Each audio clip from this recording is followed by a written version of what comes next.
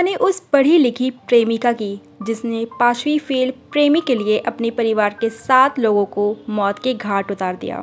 जी हाँ, मैं बात कर रही हूँ शबनम की। 15 अप्रैल 2008 रात के 1 बजे शबनम अपने प्रेमी सलीम के साथ मिलकर अपने परिवार के 6 लोगों की हत्या कर चुकी थी। तभी 11 महीने का एक बच्चा रोने लगा। शबनम ने सलीम को फ़ोन करके बुलाना चाहा। सलीम बोला, मैं नहीं आ पाऊँगा, तुम मार दो। शबनम ने बच्चे का तब तक गला दबाए रखा जब तक वो मर ना गया। ये कहानी यूपी के अमरोहा के बावनखेड़ी गांव की है।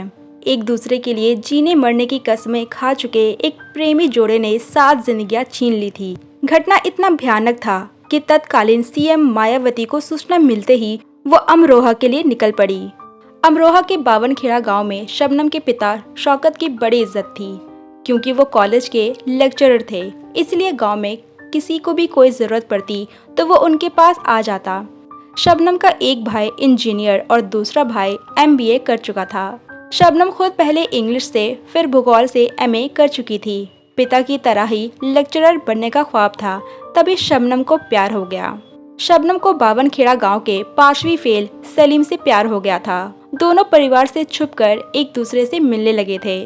फिजिकल रिलेशन बना और शबनम प्रेग्नेंट हो गई। हालांकि इस बात का खुलासा बहुत बाद में हुआ। प्यार की बात शबनम के परिवार तक पहुंची तो पिता शौकत के अलावा दोनों भाइयों ने भी एतराज जताया। शबनम ने सभी को समझाने की कोशिश की, सलीम को अच्छा बताया, लेकिन बात नहीं बनी। परिवार अपनी जिद पे अड़ गया था कि वो सलीम को भूल जाए।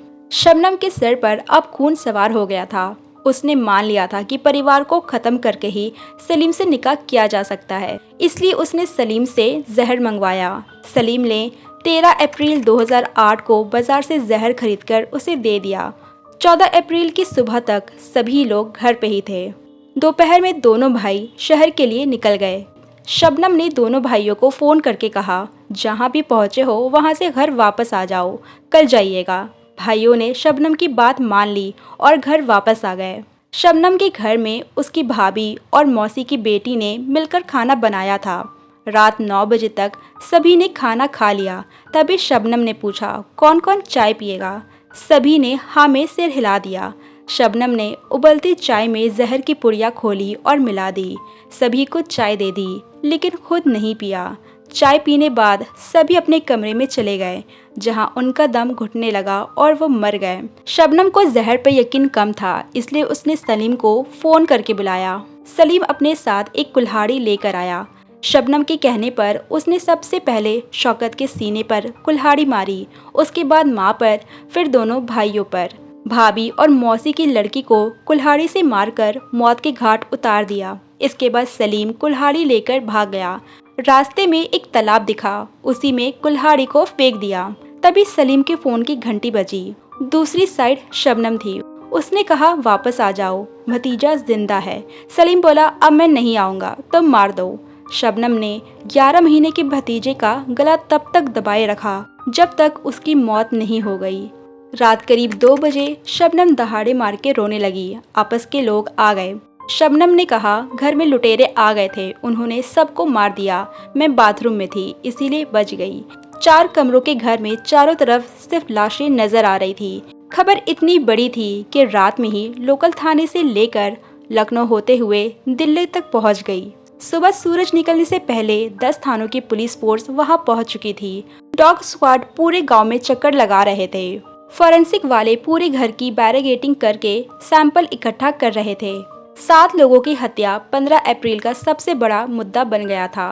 कानून व्यवस्था पर सवाल खड़े हो गए थे। उस वक्त की मुख्यमंत्री मायावती हेलीकॉप्टर के जरिए अमरोहा पहुंच गई।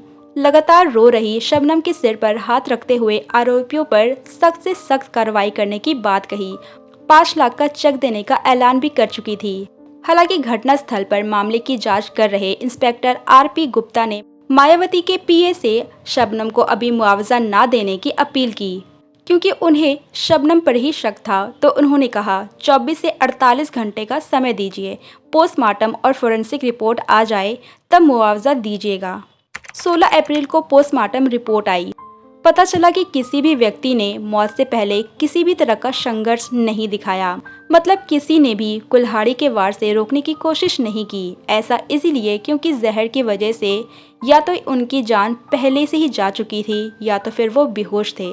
इंस्पेक्टर आरपी गुप्ता को यही पहला पॉइंट मिल गया। जब पूरा परिवार बेहोश था तो शबनम होश में कैसे थी? उस वक्त जो हालात थे उसमें पूछताछ भी नहीं किया जा सकता था, इसीलिए आरपी गुप्ता ने सबूत जुटाना जारी रखा। शबनम ने रोते हुए बताया कि छत के जरिए बदमाश घर के अंदर आए थे। ये पहली ही लाइन तब झूठी साबित हो गई जब पता चला कि छत पर जा रही सीढ़ी का दरवाजा अंदर से बंद है। फिर जमीन से छत की ऊंचाई 14 फीट पर थी। दीवार प्लास्टर की थी। ऐसे में ईंट पकड़कर चढ़ पाना भी पॉसिबल नहीं था। इंस्पेक्टर आरपी गुप्ता की नज़र में शबनम आरोपी बनती जा रही थी।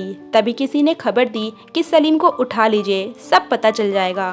आरपी गुप्ता सलीम को पूछताछ के लिए उठाने ही वाले थे कि खबर मिली। उससे घटना के अगले ही दिन पूछताछ हुई थी और पुलिस ने उसे क्लीन चिट दे दिया है। 17 अप्रैल को उन्होंने सलीम को फिर से बुलवाया और पूछताछ के लिए सख्ती का सहारा लिया। सलीम टूट गया और बता दिया कि हत्या उसने ही की है। सबूत के तौर पर उसने हत्या में इस्तेमाल किए गए कुल्हाड़ी के बारे में बताया, जिसे पुलिस ने बरामद कर लिया। अब पुलिस ने शबनम को पूछताछ के लिए बुला लिया।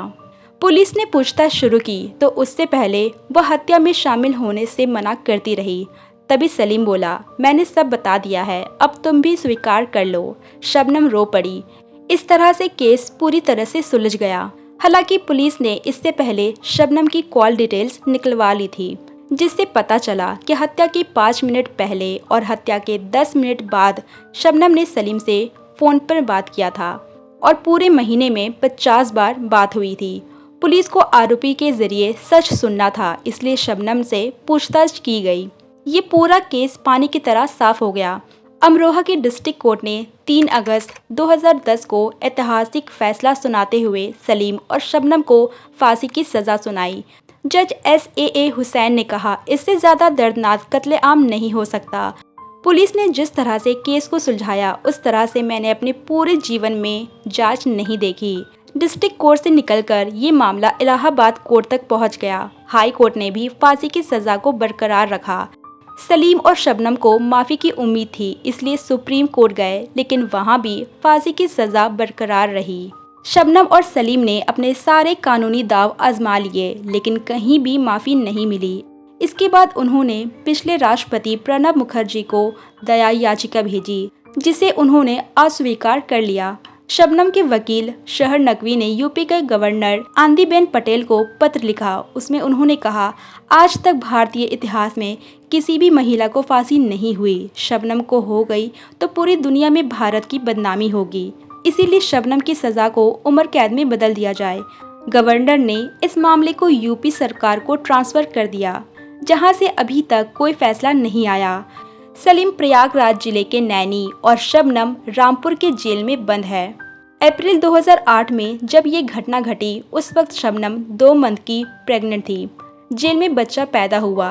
करीब 6 साल वो जेल में ही रहा, लेकिन इसके बाद उसे सैफी नाम के एक पत्रकार और उसकी पत्नी ने गोद ले लिया। ये वही सैफी है जिनके पास पढ़ाई के लिए पैसा नहीं होता तो शबनम पैसे देती थी। शबनम का बेटा ताज उर्फ बिट्टू अब 13 साल का हो गया है। सैफी कहते हैं कि वो आज तक बिट्टू को उसकी माँ के गांव लेकर नहीं गए। 52 खेड़ा तो दूर, अमरोहा तक नहीं ले गए। फिलहाल इस वक्त स्थिति एकदम अलग है। 52 खेड़ा गांव बदल चुका है। लोग शबनम या सलीम को याद रखना नहीं चाहते। यही कारण है कि पिछले 15 साल से न सिर्फ 52 खेड़ा बल्कि आसपास के 4-5 गांव में पैदा होने वाले किसी भी लड़के या लड़की का नाम शबनम या सलीम नहीं रखा गया। तो आपको क्या लगता है, शबनम की इस फांसी की सज़ा को बदलकर उम्र कैद कर देना चाहिए या फिर नहीं? कमेंट सेक्शन में ज़रूर बताएं। हम फिर मिलेंगे अपनी नेक्स्ट वीडियो में।